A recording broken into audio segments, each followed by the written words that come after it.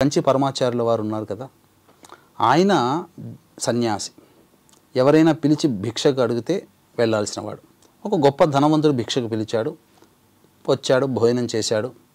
వస్తూ ఆయన కోసం పెట్టిన వెండి చెంబుని తీసుకుంటూ వెళ్ళి ఒక సందు, ఆ ఇంటి సందు మూల దాకా వెళ్ళి తిరిగి చూస్తే, అయ్యో ఏంటిది, నా చేతికి ఎందుకు వచ్చింది, నేను సన్యాసిని కదా, నాకెందుకు ఈ వెండి చెంబు అని చెప్పి వెళ్ళి ఆ ఇంట్లో ఇచ్చేసి వచ్చిన తర్వాత చాలా బాధపడ్డాడు.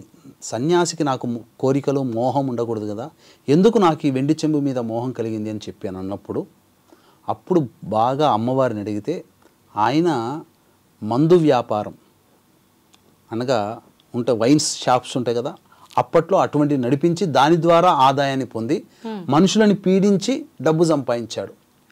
అంటే మనుషుల ధనాన్ని దొంగతనం చేసినట్టే లెక్క. ఆయన ఇంట భోజనం చేసినందుకు ఆ లక్షణం ఆయనకు వచ్చి ఆ సందు దాకా ఆ వెండి చెప్పు పట్టుకోవాల్సిన పరిస్థితి వచ్చింది. అందుకని పరమాచార్యుల వారు ఎంతటి శిక్ష వేసుకున్నారంటే 3 రోజులు నిరాహారం తీసుకోలేదమ్మా, ఆహారమే తీసుకోలేదు. కటిక ఉపవాసంతో పాటుగా మంచినీళ్లు తాగి ప్రతి పూటకి కూడా గోమయాన్ని నాలికకి రాసుకొని ఆ యొక్క గోమూత్రంతో నోటిని శుభ్రపరుచుకొని 3 రోజులు ఉన్నారు ఆయన. అంటే ఏంటి శిక్ష?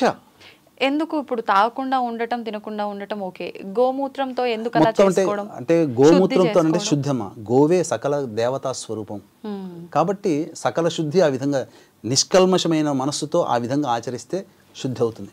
అలా ఈయన రెండో తప్పు ఏం చేశారనంటే, మనకు ఈ జూదం సమయంలో కౌరవ పాండవుల మధ్య ఉన్నటువంటి జూదం సమయంలో ఓడిపోతారు కదా పాండవులు, ద్రౌపదిని తీసుకుని వస్తారు. ఏకవస్త్రాన్ని తెలిసి, ఋతుక్రమం అయిపోయిన మరుసటి రోజుని తెలిసి, నేను ఇంట్లో రాకూడదని తెలిసినని చెప్పినా కానీ దుశ్శాసనుడు బలవంతంగా తీసుకొని రావడం, అలా వివస్త్రను చేస్తూ ఉంటుంటే తట్టుకొని అడగలేక అందరినీ, సభికుల్లో ఉన్నటువంటి అందరినీ అడుగుతుంటుంటే అందరూ తలకాయ ఉంచారు. ఆఖరికి భీష్ముని కూడా, తాత నీవు ఎందుకు చెప్పలేకపోతున్నావు, నీవు రక్షించేవాడివి కదా, నీకు ఇది ధర్మమా, ధర్మాన్ని చెప్పు ఆయన అంటే కూడా తలకాయ ఉంచుకుంటుంటాడు. అంటే అక్కడ ఏంటనంటే 2 ధర్మాలు ప్రతి మనిషికి ఉంటాయి. ఏదైనా ఒక సమస్య వచ్చినప్పుడు అది మానవతా ధర్మం ఉంటుంది, 2 రాజధర్మం. ఆయన మానవతా ధర్మాన్ని పక్కకు పెట్టి రాజధర్మాన్ని పాటించాడు. రాజధర్మాన్ని పాటించాడంటే దుర్యోధనుని కొలువులో ఆయన పనిచేస్తున్నందుకు, ఆయన ఆ స్థానంలో ఉన్నందుకు, ఆ కొలువులో ఉన్నందుకు ఆయన దుర్యోధనికి అనుకూలంగా ఉండాలి కాబట్టి ఆ విధంగా చేశాడు. కానీ అన్నిటికంటే మానవతా ధర్మం గొప్పది. అందుకనే కృష్ణుడు అంటాడు ఆ సమయంలో, అయితే ఇవన్నీ కూడా ధర్మరాజు అన్నీ అడుగుతుంటుంటాడు కదా భీష్ముడిని, అన్ని ధర్మ సందేహాలు చెబుతూ ఉంటుంటాడు కదా. ద్రౌపది పక్కన ఉండి కొంతసేపు అయిన తర్వాత గట్టిగా పక్కన నవ్వేస్తుంది. ఎందుకు నవ్వావమ్మా అని చెప్పేసి కృష్ణుడు కానీ అలాగే భీష్ముడు కూడా అడుగుతారు. తాత నువ్వు ఇన్ని గొప్పవైనటువంటి ధర్మ సూక్ష్మాలు చెబుతున్నావు కదా, మరి నీ ధర్మం ఎక్కడికి పోయింది? ఆ రోజు నేను వివస్త్రగా అవుతుంటుంటే ఎక్కడికి పోయావు? నా అన్న కృష్ణుడు ఉండబట్టి నన్ను రక్షించగలిగాడు, నువ్వు రక్షించే స్థానంలో ఉండి కూడా నువ్వు నన్ను రక్షించలేదయ్యే కదా, మరి ఇన్ని ధర్మాలు ఎలా చెప్తున్నావయ్యా, అది నీకు ధర్మం అనిపించలేదా అని అంటే, అందుకే కదమ్మా నేను చేసిన తప్పుని నేను ఈ రకంగా శిక్షించుకుంటున్నాను. నిజంగా ఆయన ఎండకు ఎండి, వానకు తడిచి, చలికి, మాఘమాసము జనవరి అంటే ఎంత చలి ఉంటుంది నార్త్లో, మళ్ళీ చలికి గజగజ వణుకుతూ, ఎండకి ఎండుతూ, వానకి అక్కడ అంటే వాన పడుతుంది అటువైపు, వానకి తడుస్తూ శరీరాన్ని నాశనం చేసుకున్నాడమ్మా. మహానుభావుడు, నరకయాతన అనుభవించాడు. ఎందుకంటే ఆమెకు చేసిన ద్రోహాన్ని ఈయన ఈ విధంగా ద్రౌపదికి చేసినటువంటి ద్రోహాన్ని ఈయనకి తనంతటి తానే శిక్ష విధించుకొని ఈ జన్మలలోనే ఆ తప్పుని కడిగేసుకున్నాడు. అసలు ముళ్ళ బాణాల మీద పెట్టినప్పుడమ్మా రోజు రోజుకి ఆ శరీర బరువుకి ఆ శరీరం దిగిపోతుంది కదా, కృంగిపోతుంది కదా, బాణాల్లోకి ఇంకిపోతుంది కదా, ఎంతటి రోజు రోజుకి ఎంతటి నరకయాతన.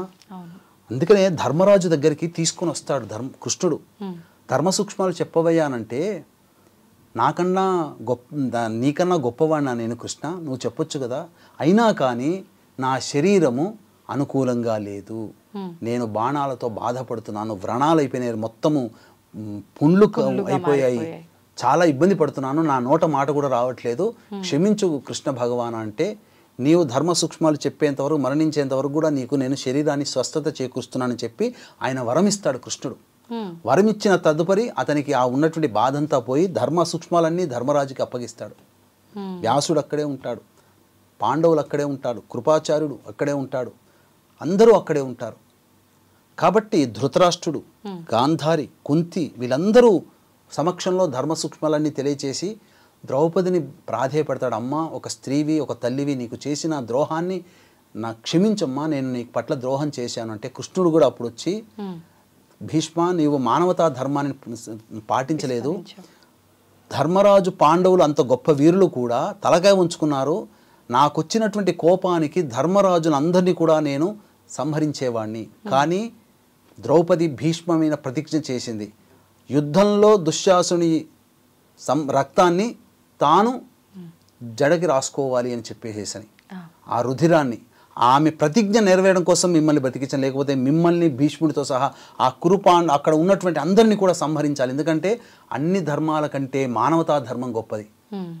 కాబట్టి ఒక ప్రాణి ఇబ్బంది పడుతున్నప్పుడు నీవు సహించి ఉండగలిగావు, అది ధర్మము కాదు అని చెప్పి, నువ్వే గనక ఆ రోజు అడ్డుపడి ఉంటే ఇంత యుద్ధం జరిగేదా?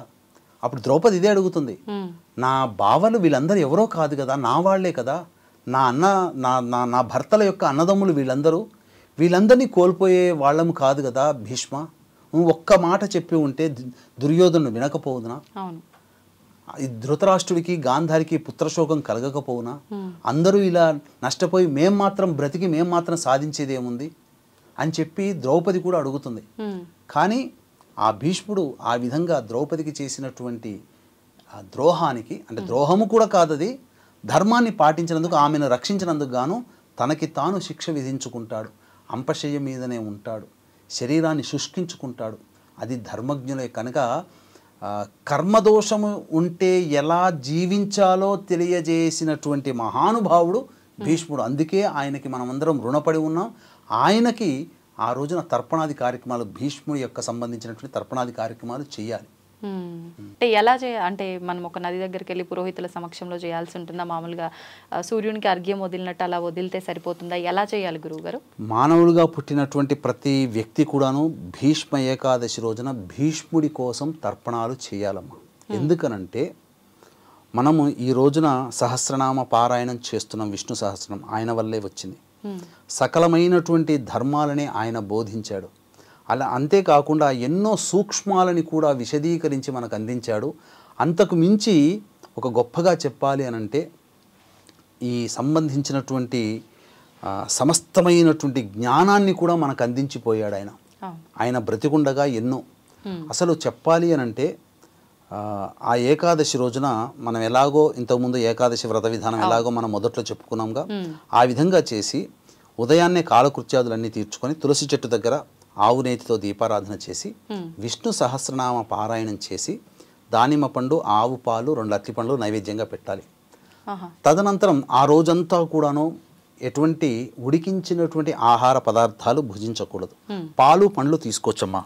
అయితే ప్రధానంగా మధ్యాహ్నం పూట 11 తర్వాత నుంచి 11 నుంచి 12:30 మధ్య కాలంలో భీష్ముడి కోసం తర్పణాది కార్యక్రమాలు చేయాలి. అప్పుడు ముందరగా తూర్పు వైపున గణపతికి నమస్కారం చేసుకొని గణపతి యొక్క అనుజ్ఞ తీసుకొని తదనంతరం దక్షిణ దిక్కు వైపున తర్పణాలు వదలాలి.